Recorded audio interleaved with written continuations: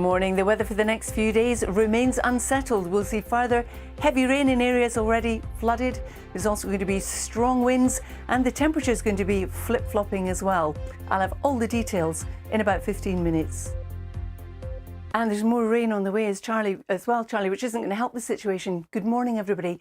Now, currently, the Environment Agency still has 6 severe flood warnings in force in England. And with more rain coming our way, this is not good news. In fact, the Met Office also has weather warnings out, yellow weather warnings. Now, the rain started yesterday afternoon, and by the time we see the back end of it later this morning into the early afternoon today, these are the kind of rainfall totals that we expect to have accumulated across Wales. But it's not just Wales. Across northwest England, same time frame, about 70 to 100 millimetres, and across southwest Scotland, 30 to 40 millimetres. This is all rain falling on flooded areas where we really do not need it.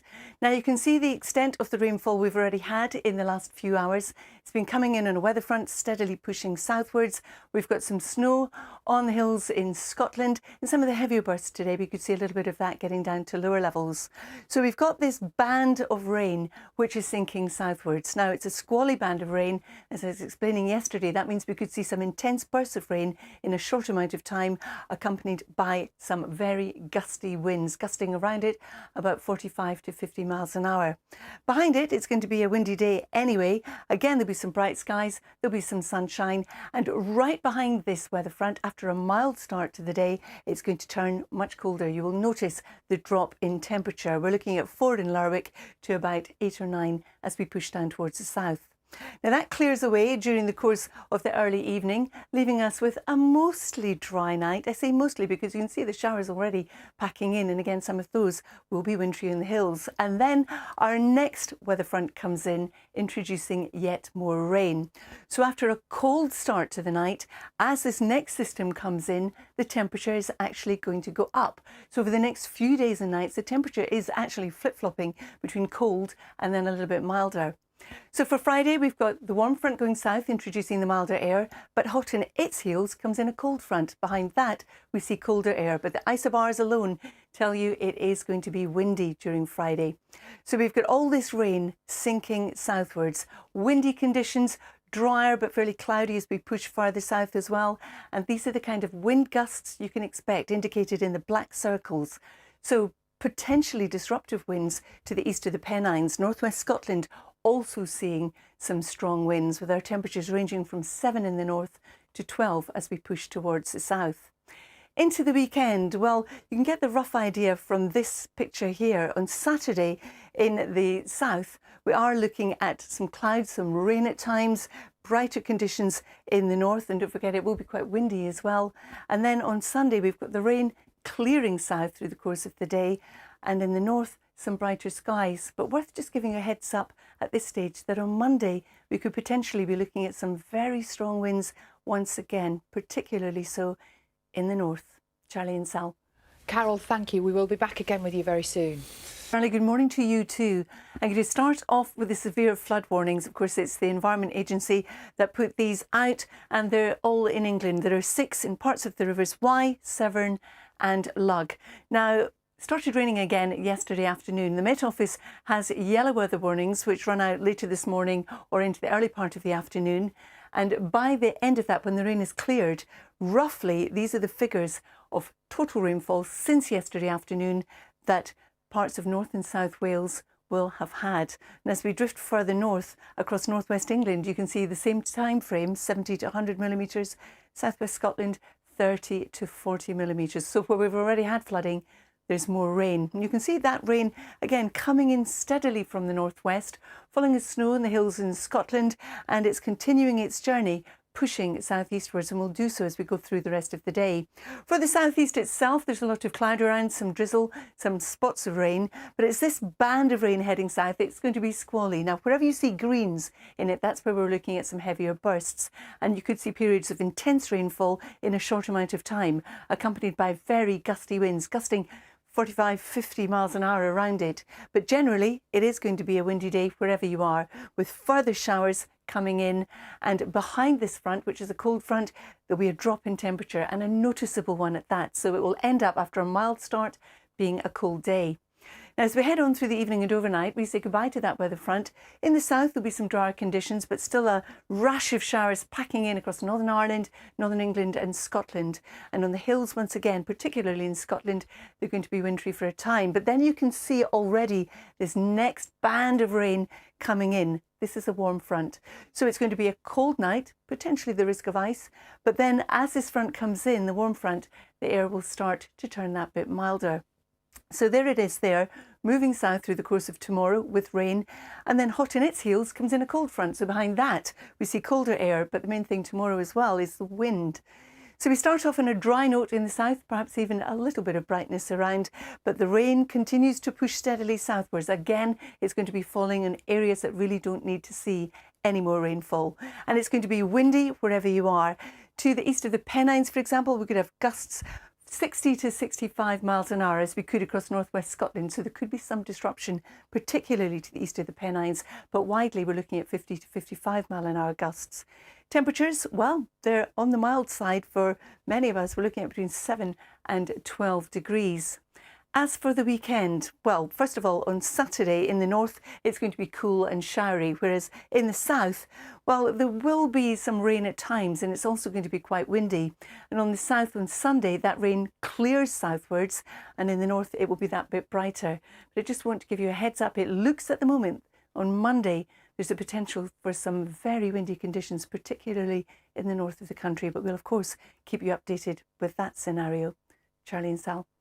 Carol, thanks very much. Time now. Over the next few days, the weather remains unsettled. There's going to be further heavy rain, some strong winds, and once again, the risk of further flooding. I'll have all the details in about 10 minutes. That's right. Some of us already actually seeing that, Sal, and not just today. If we go through the next few days, the forecast remains unsettled with further spells of heavy rain, some strong winds as well, and the risk, of course, of further flooding. This morning, as Sally was saying, we've had some of this rain. You can see it coming in from the north and the west, moving southwards, depositing some snow on the hills in the north as well.